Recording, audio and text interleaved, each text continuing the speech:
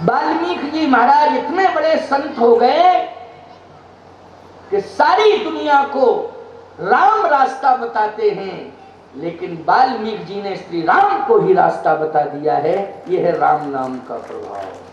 किसका प्रभाव? राम नाम का प्रभाव। राम नाम जपने से वाल्मीकि जी महाराज इतने बड़े महापुरुष बन गए, सिद्ध संत हो गए कि राम जी को रास्ता बताने लगे कि चित्रकूट गिरि करो निवासु तहाँ तुम्हार सब भांति सुपासु। चित्रकूट का रास्ता किसने बताया था राम जी को?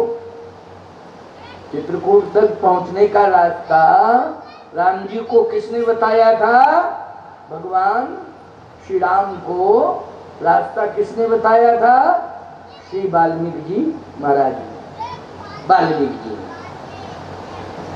ये राम राम जपते जपते जपते जपते इतने बड़े सिद्ध हो गए। अच्छा, एक और उदाहरण दे रहा हूं। श्रीमद् भागवत की कथा सुनते हो? अजामिल जैसा पापी, बोलो तर गया कि नहीं तर गया? किसके प्रभाव से तरा? उसने अपने बेटे का नाम नारायण रखा था। क्या रखा था? नारायण। नारायण तो अंत संतनाथ जी के नाम से कामता प्रसाद नाम है, बोलो है कि नहीं है? बहुत से लोगों का नाम है बद्री प्रसाद, या सिंह है तो बद्री सिंह ही लिखे हो, बद्री सिंह। तो बद्री विशाल भगवान का नाम जुड़ गया कि नहीं? रामेश्वर प्रसाद, रामेश्वर सिंह, रामेश्वर प्रसाद, रामेश्वर धाम का नाम जुड़ गया है। अयोध्या प्रसाद, अयोध्या का नाम जुड़ गया। राम प्रसाद, बोलो राम का नाम जुड़ गया कि नहीं? जुड़ गया। ऐसे नाम जरूर होने चाहिए। अजामिल ने भी ये संयोग था कि उसने अपने बेटे का नाम क्या रखा था? नारायण। तो मृत्यु के समय कहा नारायण, तो नारायण आ गए, और नारायण ही आए। देखो भगवान के पार्षद भी भगवत स्वरूप ही होते हैं, समझ गए हो कि नहीं? जब आए पार्षद भगवान के, तो भगवान के पास ले गए पार्षद, और उसे मोक्ष मिला, भगवान का दर्शन भी हुआ।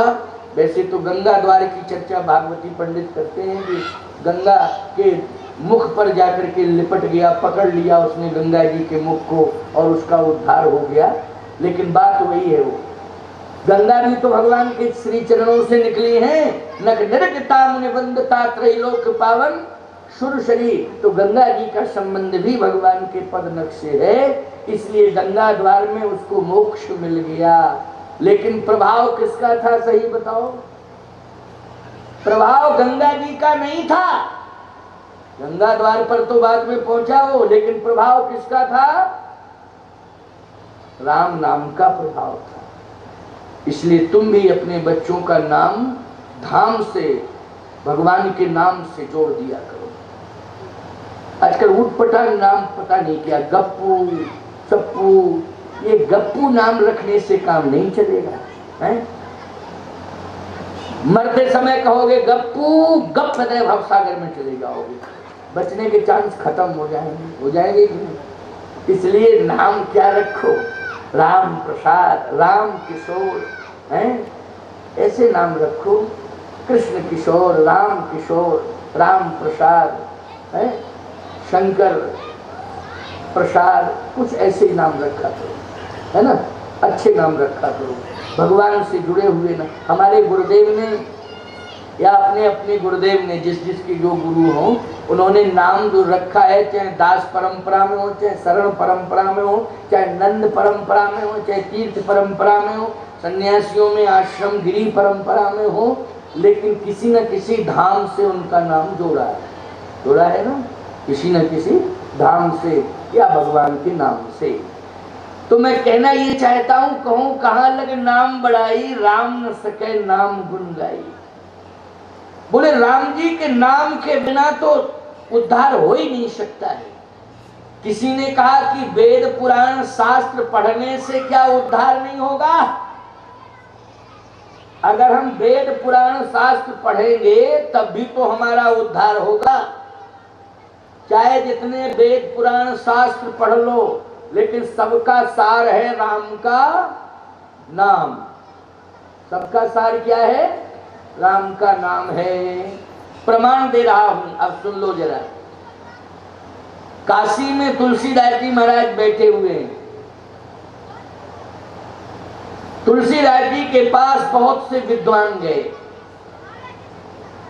और कहा, तुलसी बैठे बैठे क्या करते हो? तुलसीदास जी ने कहा, गंगा जी के किनारे बैठे बैठे राम राम राम राम राम राम जपते हैं। और क्या करते हैं? बोले, राम का नाम क्या करेगा? का उद्धार करेगा। आप लोग भी राम राम कहा करो, आप सबका भी कल्याण होगा। काशी के विद्वानों ने कहा, देखो भाई, हम तो वेद पुराण शास्त्रों का आधार लिए हैं, इसलिए वेद पुराण शास्त्र ही हमारा उद्धार करेंगे। तुलसीदास जी ने कहा, ये अपनी अपनी सोच है। मैं भी तो वेद पुराणों का ही अध्ययन करता हूँ। नाना पुराण निगमागम सम्मतम, मैं भी वेद पुराणों का ही अध्ययन करता हूँ। मेरे गुरुदेव ने मुझे वेद पुराण शास्त्र ही पढ़ाए, तो ये तो पढ़ना है, इनका अध्ययन करना है। लेकिन वाणी से अहर्निश नाम किसका जपना है? राम के नाम का। अच्छा बोलो भाई, मृत्यु कभी भी आ सकती है, किसी भी क्षण आ सकती है। अगर मृत्यु किसी भी क्षण आ सकती है तो हमें मोक्ष के लिए राम के नाम की जरूरत है। इसलिए अहर्निश हम किसी भी अवस्था में हो, किसी भी व्यवस्था में हो, राम राम कहते रहे, राम राम कहते रहे। पहले एक अभ्यास बना था पुराने समय का, जब एक व्यक्ति दूसरे व्यक्ति से मिलता था तो कहता था भैया राम राम, वो भी कहते थे भैया राम राम। क्यों कहा जाता था राम राम की नहीं? जमुआई आती थी तो राम राम कहते थे कि नहीं कहते थे? राम राम कहे जे जमुआई, तिन्हें न पाप गुण कमुआई। बोलो, लिखा है तुलसीदास जी ने, राम राम कहे जे जमुआई। जमुआई आवे तो क्या कहा करो? राम राम राम। ठीक है ना? तो मैं कहना ये चाहता हूं कि तुलसीदास जी महाराज ने कहा, भैया वेद पुराण शास्त्र तो हम भी पढ़ते हैं, उनका अध्ययन करते हैं, उनसे ज्ञान प्राप्त होता है हमें, लेकिन जपते हम हैं राम राम राम राम। इसलिए आप भी राम राम राम राम जपा करो। तब तक भक्त आ गए, कहा हम लोग परेशान हैं, भवसागर से पार जाना चाहते हैं, तो कोई उपाय है आपके पास? तो तुलसीदास जी महाराज उन विद्वानों की बात सुन रहे थे, तो तुलसीदास जी ने कहा, हो भैया बैठ जाओ, हम उपाय बता रहे हैं। क्या उपाय? बोले, बल्लहु चारहु वेद। उपाय हम बता रहे हैं, सुन लो। बल्लहु चारहु वेद,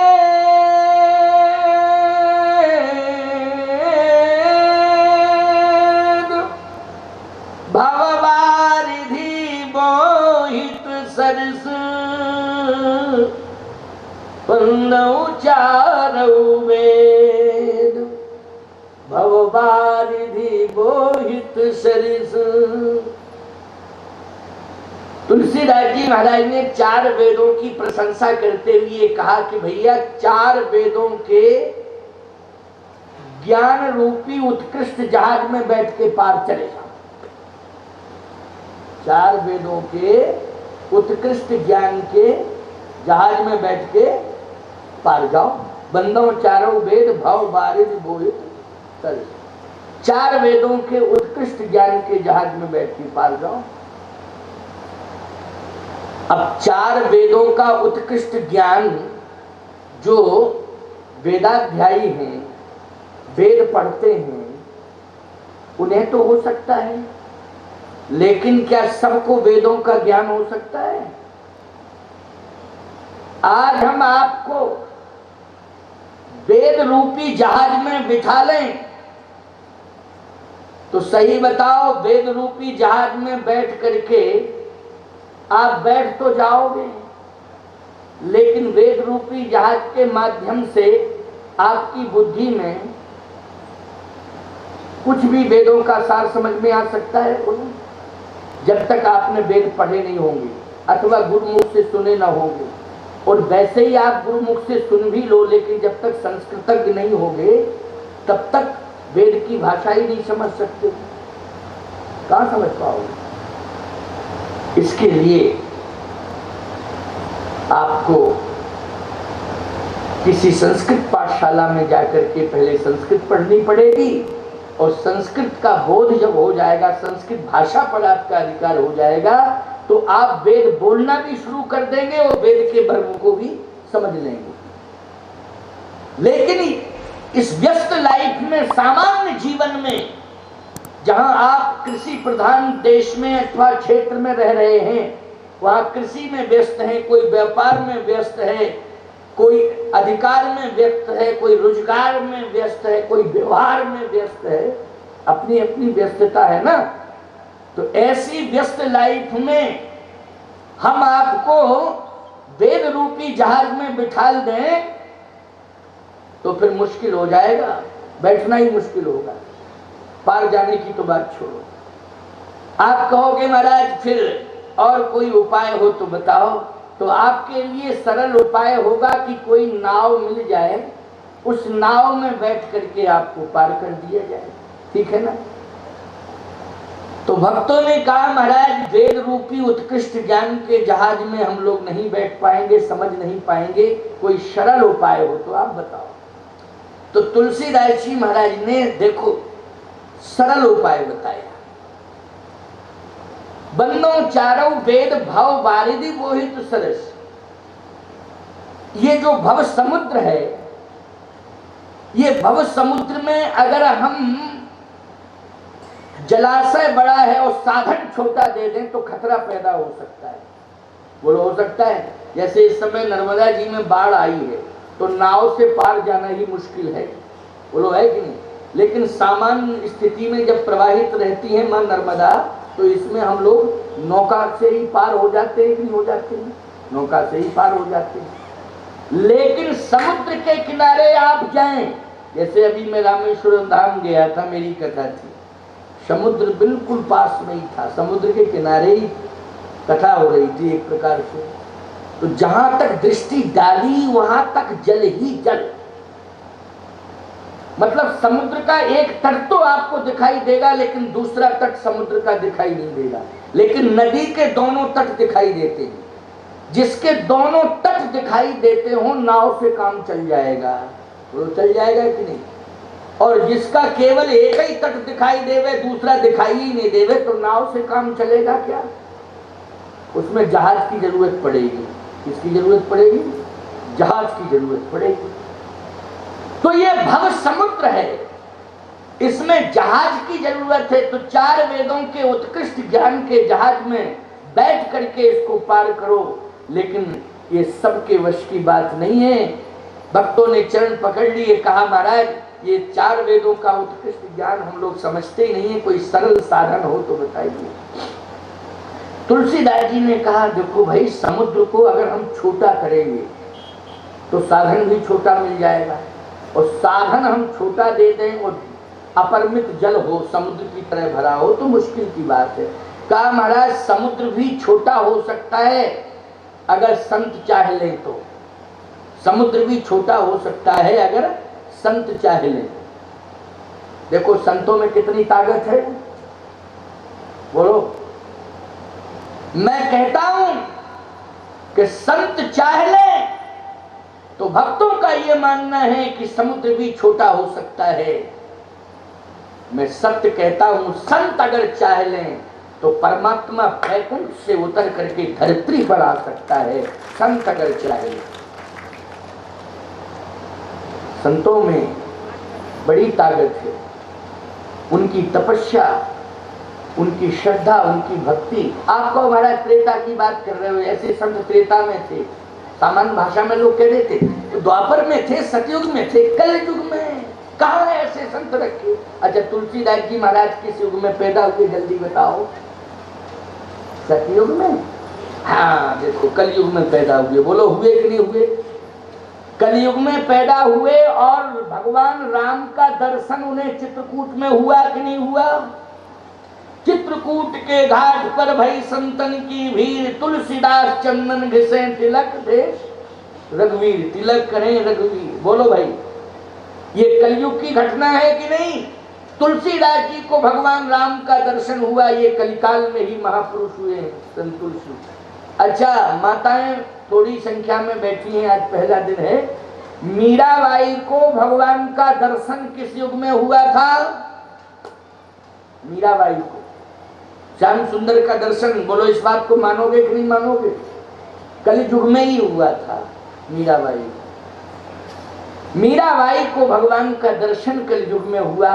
इसका मतलब है मीराबाई ने भगवान को धरती पर उतार दिया कि नहीं? तुलसीदास जी ने भगवान को धरती पर उतार दिया कि नहीं? कबीरदास जी ने भगवान को धरती पर उतार दिया कि नहीं? ऐसे अनेक संत हैं, तमाम संत इस कलिकाल में हुए हैं। जो 500 साल पुराना इतिहास, किसी का 600, किसी का 700 साल पुराना इतिहास, तो प्यारे भगवान का दर्शन कलयुग में हुआ कि नहीं हुआ? इसका मतलब है कि कलिकाल में भी ऐसे संत हुए हैं, ऐसे भक्त हुए हैं जिन्होंने भगवान को प्रकट किया है। तो आप भी विश्वास मान के चलें। और भी मैं एक उदाहरण दे रहा हूं, बिल्कुल सटीक उदाहरण दे रहा हूं। 2 संत ब्रजभूमि पर ऐसे हुए हैं जिन्होंने भगवान का दर्शन किया। चित्रकूट धाम में ऐसे संत अभी 100 साल भी पूरे नहीं हुए हैं, भगवान का दर्शन हुआ है। आप कहो किस किस को हुआ है? हमारे चित्रकूट धाम में परम पूज्य श्री स्वामी रणछोड़ दास जी महाराज एक ऐसे सिद्ध संत हो गए जिन्होंने हनुमान जी का भी दर्शन किया चित्रकूट में, और राम जी का भी दर्शन किया है। अभी 100 वर्ष पूरे नहीं हुए, इस धरती से जाएगी 100 वर्ष पूरे नहीं हुए। और ब्रजभूमि का उदाहरण, ब्रजभूमि में पंडित श्री ज्ञा प्रसाद जी महाराज ऐसे संत हुए हैं जिन्होंने भगवान का दर्शन किया है। श्री सुदामा दास जी महाराज ऐसे संत हुए हैं जिन्होंने भगवान का दर्शन किया। अभी इन महापुरुषों को इस धरती से गए हुए 50 वर्ष भी नहीं हुए। पंडित ज्ञा प्रसाद जी महाराज तो अभी गए हैं, और सुदामा दास जी महाराज भी लगभग 15 साल हुए होंगे, ज्यादा से ज्यादा उनके शरीर पूरा हुए, अथवा 20 हो गए होंगे, बस इससे ज्यादा नहीं। तो कल्पना करो, ऐसे ऐसे संत अभी 15-20 वर्ष पहले हुए जिन्होंने भगवान का दर्शन किया, प्रत्यक्ष रूप से भगवान का दर्शन किया। तो बोलो भाई, अब आपको विश्वास करना पड़ेगा कि नहीं? करना पड़ेगा, करना पड़ेगा कि नहीं? और सुन लो, ताजी ताजी बात आपको बताएं। ये संत तो सब चले गए, आप कहो महाराज ऐसे संत बताओ जो अब दर्शन करा दें भगवान का। 15 दिन तक लगातार तुम श्रद्धा पूर्वक अगर यज्ञ में सेवाएं देते रहोगे, तन से, मन से, धन से, तो मैं दावे के साथ कहता हूं कि पूर्णाहुति के अवसर पर भगवान का दर्शन आप सबको होगा, ये विश्वास रखिए। लेकिन किसी भी प्रकार से श्रद्धा में, भक्ति में कमी मत रखना। आप कहोगे आप तो चले जाओगे साथ को, कहके पूर्णाहुति है, तेरा को है, क्या हम देश छोड़ के चले जाएंगे? भाई हम 7 तारीख को यज्ञ से न जाएंगे, लेकिन देश छोड़ के थोड़ी चले जाएंगे, रहेंगे तो देश ही में। बोलो रहेंगे कि नहीं? अच्छा, दोबारा कभी मिलेंगे नहीं हम। जब तुम्हें हमारे ऊपर विश्वास नहीं है तो हम कैसे तुम्हें विश्वास दिलाएंगे भगवान मिलेंगे? पहले तो मेरे ऊपर विश्वास कर लो कि हम दोबारा मिलेंगे। तो भाई हम ही दोबारा मिलेंगे, तो जब मेरे ऊपर तुम विश्वास कर सकते हो कि आप दोबारा मिलोगे, तो मैं विश्वास दिलाता हूं कि तुम्हें भगवान मिलेंगे, मिलेंगे, मिलेंगे। विश्वास रखिए। लेकिन काम यह है कि अपनी जिह्वा पर राम राम राम राम रटते रहना। आपकी जिह्वा पर सदा राम का नाम बना रहे, राम नाम से दूर मत होना। बड़ी अच्छी बात है कि वंदहु चारऊ वेद, ये मानस महिमा के अंतर्गत ही आता है प्रसंग, क्योंकि मानस की महिमा में मानस के ऊपर सबसे पहले राम का नाम लिखा है। बोलो इस ग्रंथ के ऊपर किसका नाम है सबसे पहले? राम। तो बोलो राम शब्द की महिमा को मैं मंडित कर रहा हूँ, राम नाम के बल पर बोल रहा हूँ, अथवा राम नाम की महिमा सुना रहा हूँ, तो बोलो रामचरितमानस की महिमा अपने आप हो गई कि नहीं? और पहले दिन महात्मा सुनाया जाता है कि नहीं सुनाया जाता है? भागवत की कथा होती है तो पहले दिन कौन सा चरित्र होता है? महात्मा का। राम कथा होती है तो महात्मा का, है ना? कोई भी पुराण, शिव पुराण हो, नर्मदा पुराण हो, तो महात्मा की चर्चा होती है ना पहले दिन। तो मेरी कथा का तो आज पहले ही दिन है ना, इसलिए राम नाम के आधार पर मैं मानस की महिमा बोल रहा हूं। रामचरित मानस यही नामा, और सुनत श्रवण पाए विश्राम। बन्नहु चारऊ वेद, भववारिधि बोहित सरिस। 4 वेदों के उत्कृष्ट ज्ञान के जहाज में बैठ के पार जाओ। भक्तों ने कहा महाराज कोई सरल उपाय बताओ। तो तुलसीदास जी महाराज ने कहा प्रयास करता हूँ। राम राम राम राम राम राम राम राम जपने लगे तुलसीदास जी। आहा, तो तुलसीदास जी महाराज ने राम नाम के बल पर एक दूसरा उपाय बताया। क्या बताया? ये भगवान के नाम ने ही बताया कि चलो कोई बात नहीं है, समुद्र जो भव समुद्र है, इतना विशाल रूप धारण किए है भव समुद्र, वो भी छोटा हो जाएगा। और समुद्र जब छोटा होगा तो फिर नाव से काम चल जाएगा। तो भक्तों ने कहा कितना छोटा होगा? बोले समुद्र से छोटी होती है नदी, जिसको कहते हैं सरिता।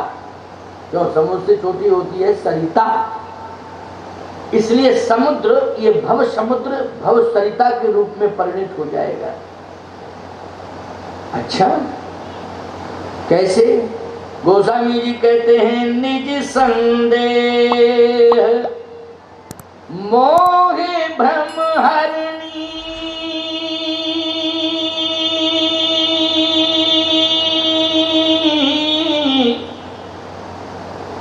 जीव के जीवन का जो मोह है, जो भ्रम है, वही उसे भव सिंधु में डुबाता है।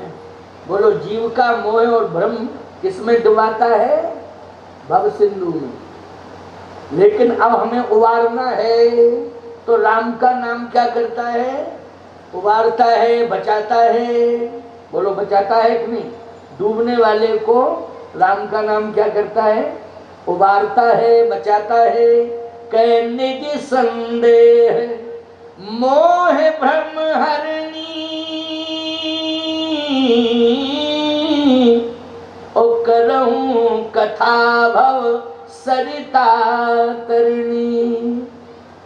राम नाम के बल पर हम ऐसी रामचरितमानस की कथा सुना रहे हैं कि करहूं कथा भव सरिता तरणी। आप भव सरिता को पार कर जाएंगे। लेकिन करेंगे किससे? बोले राम कथा रूपी नाव में बैठ जाओ। किस में बैठ जाओ? राम कथा रूपी नाव में। भवसागर चही पार जो पावा, तो राम कथा का दृढ़ नावा। वैसे तो राम कथा रूपी नाव में इतनी बड़ी ताकत है कि समुद्र भी कुछ नहीं बिगाड़ सकता है। क्यों भाई? राम कथा रूपी नाव का। लेकिन तुम्हें जल देख करके भय लग रहा है, इसलिए तुम भयभीत मत हो। हम इसको भव सरिता बनाए देते हैं और राम कथा रूपी नाव में बस तुम बैठ जाओ और हम तुम्हें पार कर देंगे।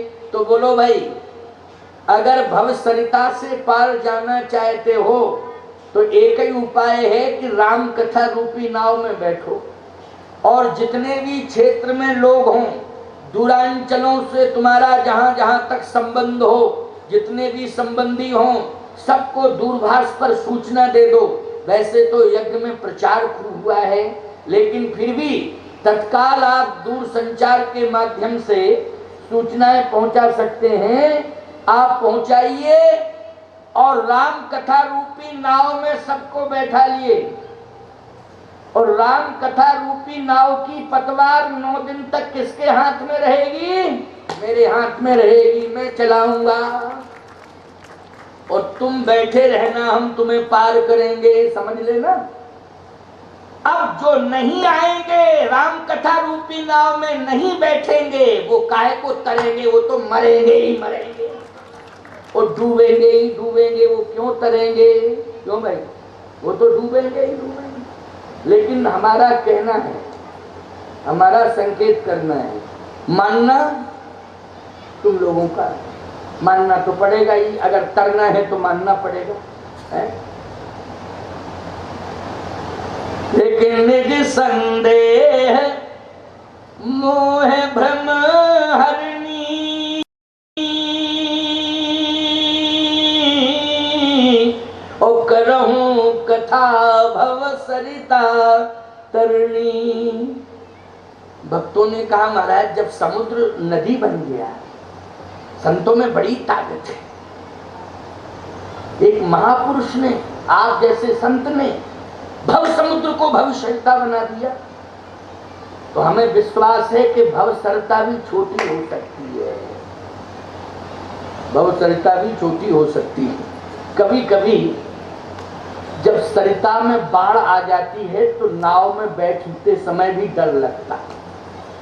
अभी नर्मदा माँ का इतना विशाल प्रवाह चल रहा है, स्वरूप दिखाई दे रहा, मैं तो दर्शन करके आया हूं। नाव में अगर आप बैठ जाएंगे तो ऐसे कांपेंगे, और नाव चलेगी तो नाव ही कांपेगी, चलाने वाला भी डरेगा।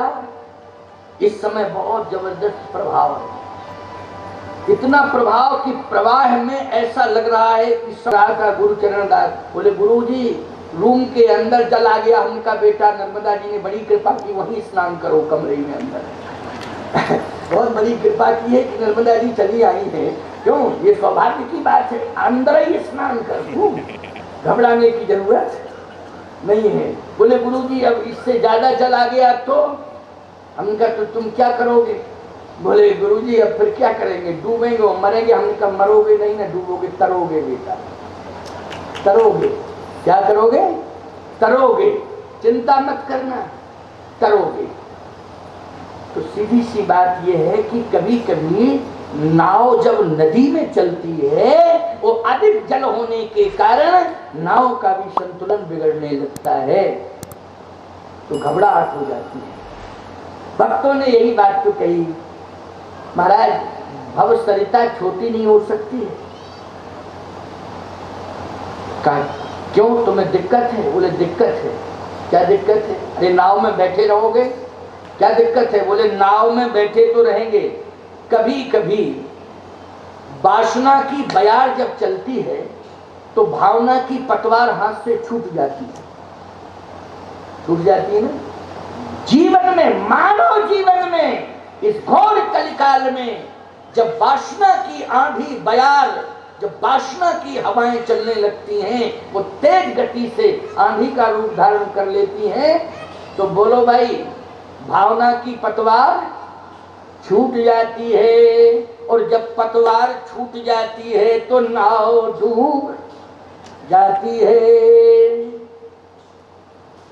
मैं एक बात कह रहा हूं, राम कथा रूपी नाव में आप सब बैठे हो, हम कह रहे हैं और तुम सुन रहे हो। कभी कभी ऐसी हवा चली तेज कि कहने वाला भी डूब गया और सुनने वाला भी डूब गया। तमाम उदाहरण हैं उदाहरण कि नहीं? मैं क्यों बताऊं नाम? नाम नहीं बताऊंगा, क्योंकि इतने ही लोग थोड़ी सुन रहे हैं, कई देश के लोग सुन रहे हैं, तो सुन रहे हैं। लेकिन संकेत दे रहा हूं, क्या दे रहा हूं? संकेत दे रहा हूं। कभी कभी वासना की आंधी में भावना की पतवार छूट जाती है और श्रद्धा की नाव डूबने लगती है। तो भक्तों ने कहा महाराज न सरिता रहे और न नाव रहे, ऐसा कोई उपाय बता दो। न सरिता रहे और न नाव रहे। तो तुलसीदास जी महाराज ने कहा फिर तो एक उपाय है, क्या उपाय है कि सरिता से छोटा होता है सरोवर। क्या होता है? सरोवर। किससे छोटा होता है? सरिता से छोटा सरोवर होता है।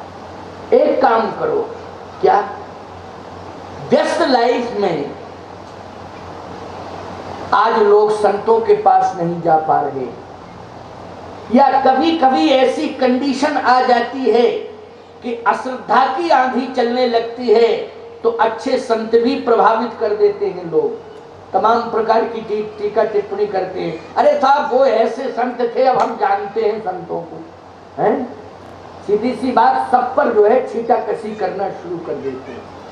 तो का एक काम करना, किसी हाड़ मांस के शरीर में दोष आ सकता है, लेकिन ग्रंथ में कोई दोष नहीं होता है। ग्रंथ में कोई दोष नहीं होता। बोलो दोष होता है क्या? नहीं होता है। रामचरितमानस को घर में रखना। किसमें रखना? घर में रखना। बोले घर में रख के क्या करेंगे? तुलसीदास जी बोले मैं बता रहा हूं, इस ग्रंथ में राम नाम की महिमा है। किसकी महिमा है? राम नाम की महिमा। बोलो है, बंदो राम नाम रघुवर को, एक कृषाण बाण हिमकर को, और कलयुग केवल नाम आधारा। बोलो कलयुग में आधार के रूप में क्या है? बोले कलयुग केवल नाम आधारा, और सुमिर सुमिर नर उतरहि पारा। बोले पार जाने के लिए आधार राम के नाम का लेना, और राम के नाम की महिमा रामचरितमानस में है। घर में पढ़ना। किसमें पढ़ना? घर में। बोले मन करी विषय अनल बन जरई। तुलसीदास जी कह रहे हैं, मन करी विषय अनल बन जरई, और होए सुखी जो यही सर परई। सरमानी सरोवर।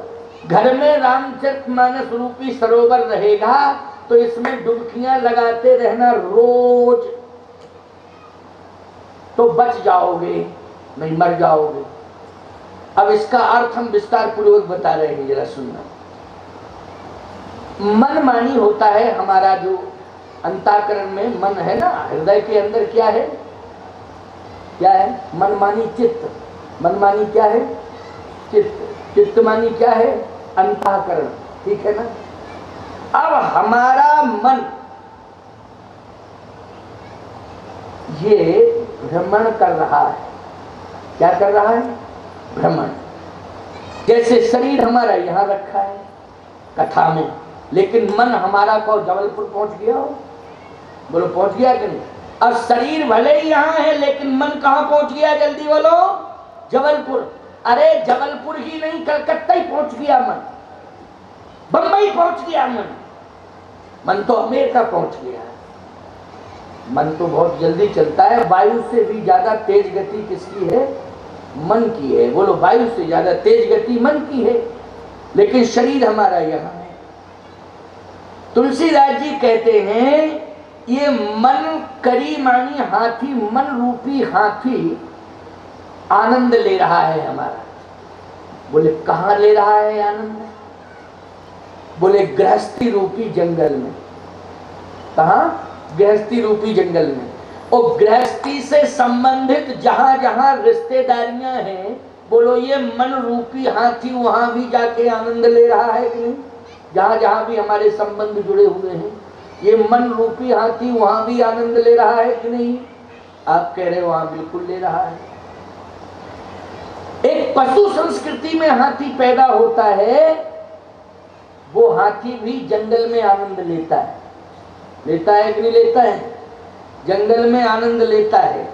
वहां उसे झरनों का पानी पीने के लिए मिल जाता है। वहां पर बड़े बड़े वृक्ष हैं, पर्याप्त मात्रा में आहार भी मिल जाता है। बोलो मिल जाता है कि नहीं? क्योंकि जंगल में बड़े बड़े वृक्ष हैं, और हाथी वृक्षों को ही खाता है, डालियां वालियां बड़ी बड़ी तोड़ देता है, उसका आहार ही वो है। पर्याप्त मात्रा में भोजन मिलता है, और जल भी पीने को मिलता है, आनंद लेता है। वो जंगल को छोड़ना नहीं चाहता है।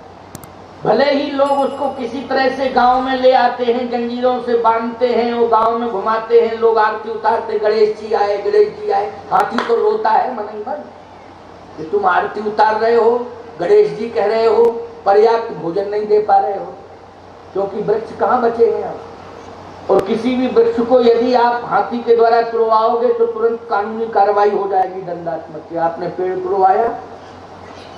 लेकिन मन रूपी हाथी गृहस्थी रूपी जंगल में आनंद ले रहा है। पशु संस्कृति में पैदा होने वाला हाथी जंगलों में आनंद ले रहा है, वो जंगल छोड़ना नहीं चाहता है। लेकिन किस कंडीशन में हाथी जंगल छोड़ता है? जब जंगल में आग लग जाती है तो फिर वो हाथी जंगल में रहता नहीं है। बोलो रहता है क्या? नहीं रहता, भागता है वो। जिस दिशा में जाता है उसी दिशा में आग दिखाई देती है उसे। जब आग दिखाई देती है तो वो प्राण बचा के भागता है कि चलो दूसरी दिशा में जावे, दूसरी, तीसरी, चारों दिशाओं में जाता है वो। लेकिन जिस जिस दिशा में जाता है उसको आग ही आग दिखाई देती है। अब हाथी भगवान से प्रार्थना करता है, हे प्रभु मुझे बचा लो, हे प्रभु मुझे बचा लो। भगवान कहते हैं कि हम कैसे बचावें, तुम 20 कुंटल के हो, अब हम उठावें कैसे तुम्हें? अरे 10, 5, 15, 25, 50 किलो, 60 किलो, 100 किलो वजन होता उठा लेते, 20 कुंटल वजन अब हम कैसे उठावे? हाथी कहता उठाने की जरूरत नहीं है प्रभु। फिर इसी जंगल के अंदर एक जल से भरा सरोवर दे दीजिए। अगर जल से भरा सरोवर इस हाथी को मिल जाएगा तो ये हाथी के प्राण बच जाएंगे। बोलो बच जाएंगे कि नहीं? फिर अग्नि हाथी का कुछ भी नहीं बिगाड़ सकती है, क्योंकि जहां पर जल होगा अग्नि का अस्तित्व वहां अपने आप समाप्त हो जाता है। बोलो अग्नि के अस्तित्व को कौन समाप्त करता है? जल करता है। एक सरोवर दे दीजिए, बस सरोवर यदि आपकी कृपा से मिल गया तो निश्चित रूप से मैं बच जाऊंगा। तो कल्पना करो आप गृहस्थी रूपी जंगल में आज आप सबका मन आनंद ले रहा है कि नहीं ले रहा है? आप कहोगे गृहस्थी में जंगल कहाँ है? जंगल में पहाड़ होते हैं, वृक्ष होते हैं, गृहस्थी में कहाँ पहाड़ है, कहाँ वृक्ष है? अरे ग्रह कारज नाना जंजाला, उत्तेति दुर्गम सेल विशाला। बोलो गृहस्थी रूपी जंगल में समस्याओं के बड़े बड़े पहाड़ हैं कि नहीं? समस्याओं के इतने बड़े बड़े पहाड़ हैं कि आज जो भौगोलिक दृष्टि से आपको पहाड़ दिखाई दे रहे हैं, उन पहाड़ों को नष्ट करने के लिए तमाम प्रकार की मशीनें आ गई हैं, जेसीबी, फोकलैंड, जाने क्या क्या तमाम प्रकार के बड़े बड़े यंत्र आ गए हैं और बड़े बड़े पहाड़ लोगों ने ढहा दिए। बोलो ढहा दिए कि नहीं? लेकिन मैं सत्य कहता हूं, समस्याओं का पहाड़ यदि आपके जीवन में खड़ा हो जाए तो किसी सरकार ने उसको ढहाने के लिए कोई यंत्र या कोई मशीन बनाई है? बोलो बनाई हो तो बता दो। या किसी वैज्ञानिक ने कोई यंत्र बना के दिया हो कि समस्याओं का पहाड़ जिस दिन तुम्हारे जीवन में आ जाएगा तो कोई वैज्ञानिक चैलेंज करके दे कि मैं ये यंत्र भेज रहा हूं, इससे समस्याओं का पहाड़ नष्ट हो जाएगा? नहीं नहीं प्यारे, आध्यात्म की शरण में आपको जाना ही पड़ेगा। यदि समस्याओं का पहाड़ आपके जीवन में आ जाए तो हमारा सनातन धर्म कहता है कि यज्ञ भगवान की शरण में पहुंच जाना, समस्याओं का पूरा पहाड़ ध्वस्त हो जाएगा। संतों की शरण में, यज्ञ की शरण में यदि तुम पहुंच गए, भगवान की शरण में पहुंच गए तो समस्याओं का पहाड़ नष्ट हो जाएगा। बोलो हो जाएगा कि नहीं प्यारे? लेकिन घर के अंदर जब वासना की आग लग गई गृहस्थी में तो फिर वे मन रूपी हाथी बोलो गृहस्थी के अंदर रहेगा कि भागने की कोशिश करेगा? भागने की कोशिश करेगा।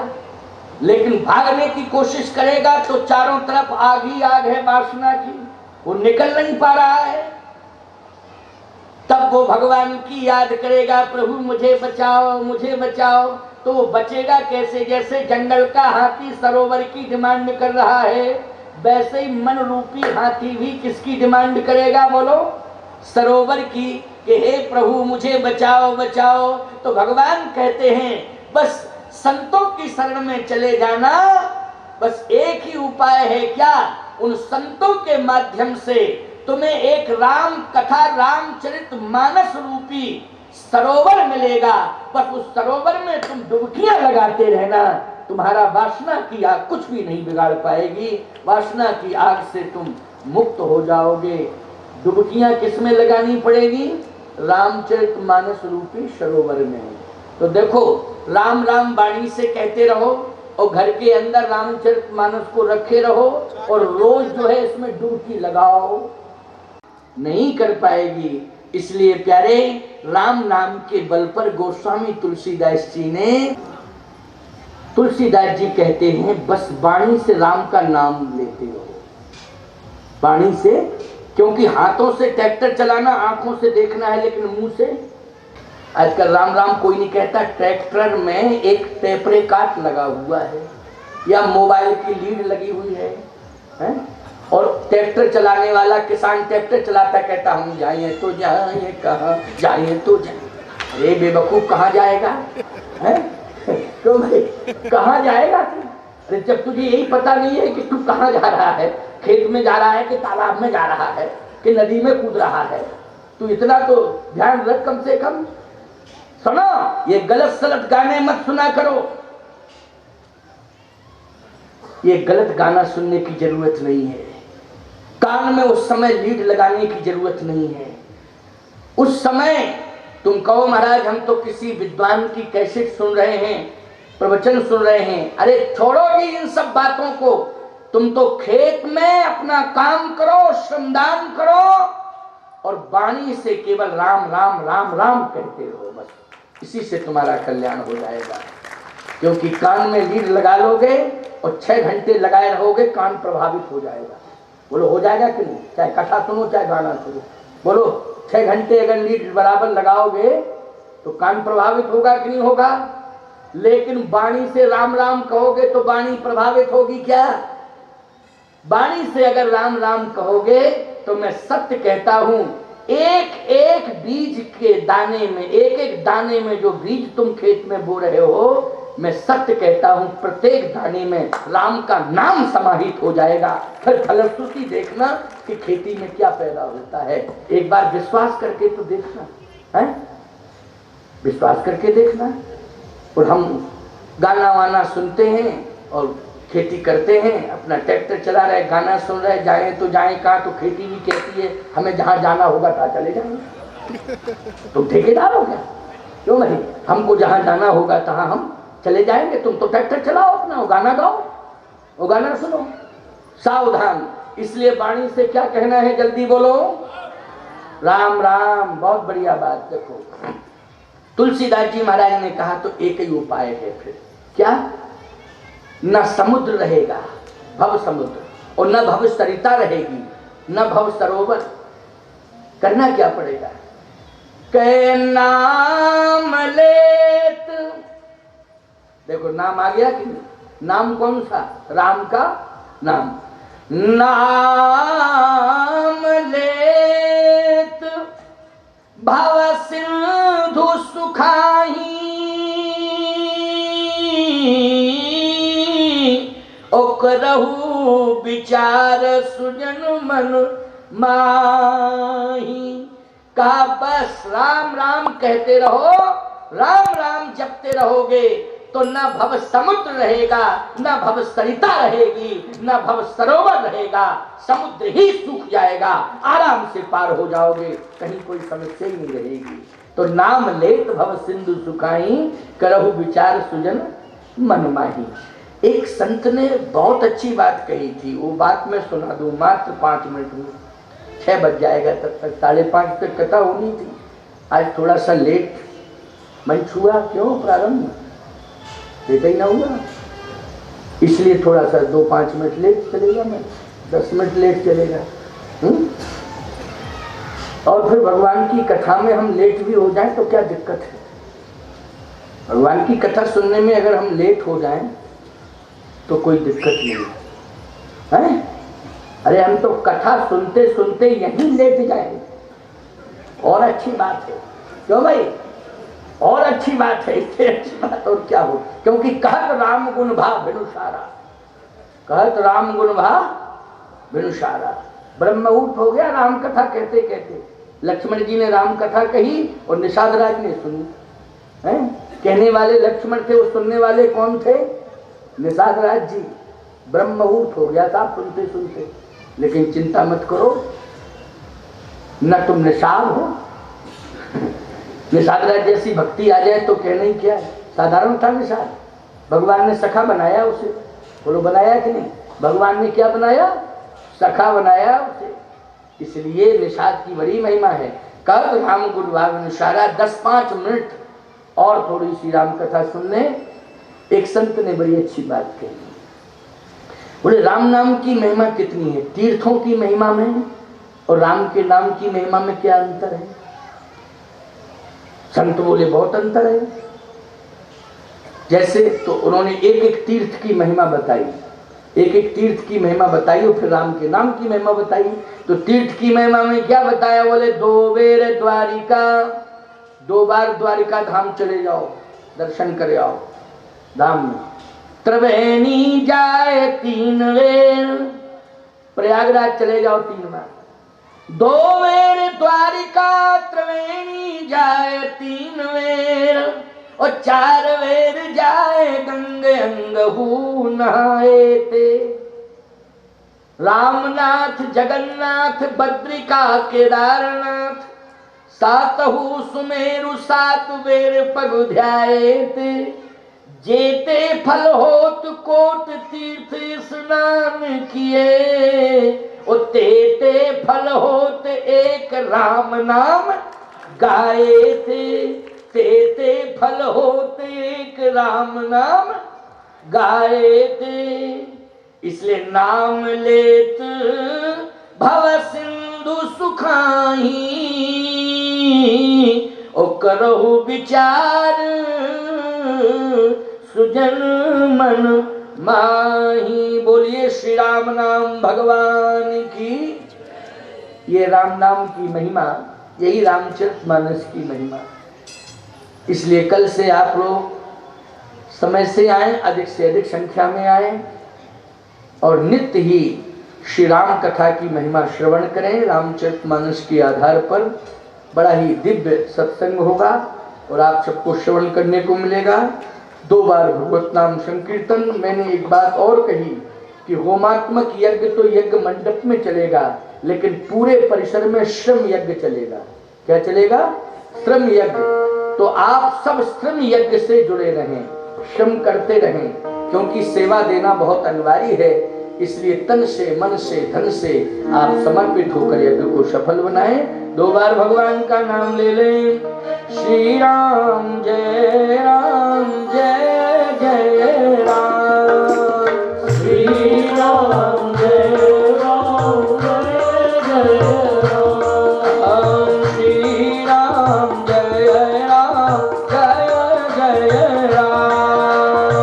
श्री राम जय राम, जय जय राम। श्री राम जय राम, जय जय राम। श्री राम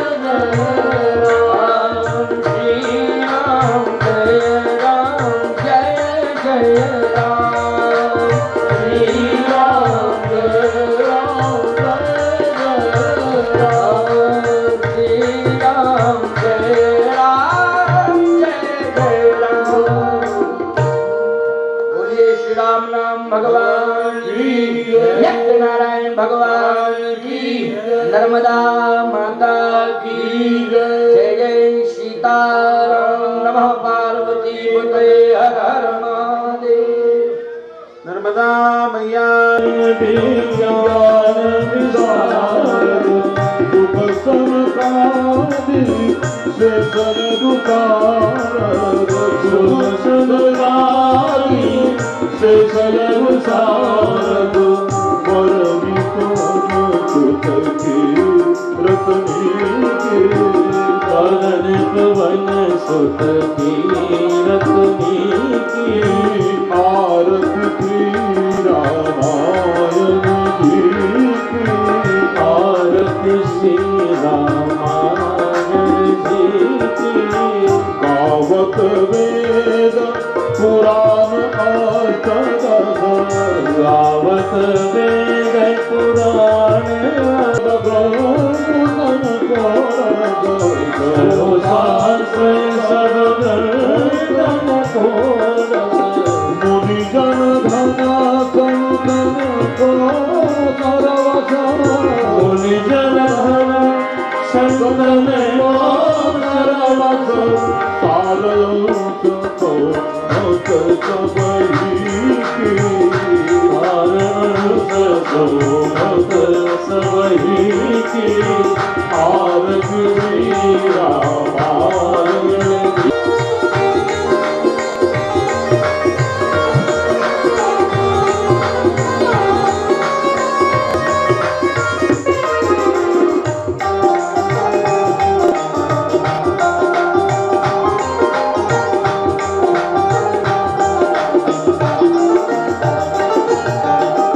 गावत संतत शंभु भाने गावत संकट शंभु भवानी अरुभट संभव मुनि विज्ञानी अरुभट संभव मुनि विज्ञानी व्यास आदि कवि वर जब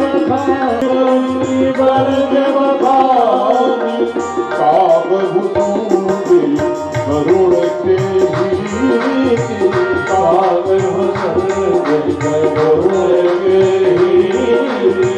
आरती श्री रामायण कीरति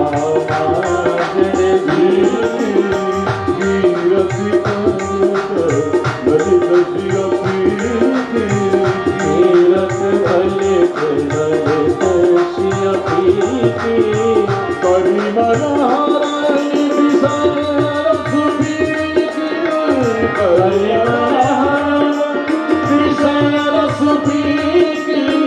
भगत नार मुक्ति ज्योति की श्याल मुक्ति जगन रोग भव मूरी